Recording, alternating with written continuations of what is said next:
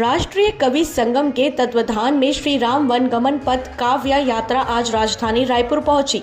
भगवान राम के चरण चिन्ह को लेकर श्रीलंका से निकले इस रथ का नगर भ्रमण के दौरान भव्य स्वागत किया गया। बता दें कि 40 दिनों की रामगम पथ यात्रा का आज 11वां दिन है।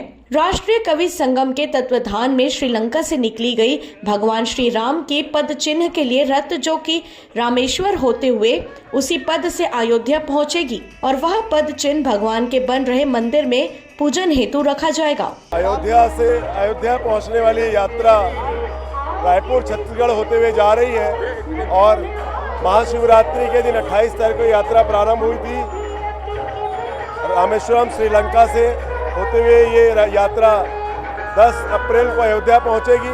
अभी छत्तीसगढ़ में यात्रा आई है और 19 तारीख को छत्तीसगढ़ के राजनांदगांव, धमतरी, जगदलपुर, गरियाबंद और आज रायपुर, इसके बाद में शिवरी नारायण और उसके बाद में रायगढ़ और फिर जशपुर, अंबिकापुर, मनेन्द्रगढ़ होते हुए यात्रा अमरकंटक चली जाएगी।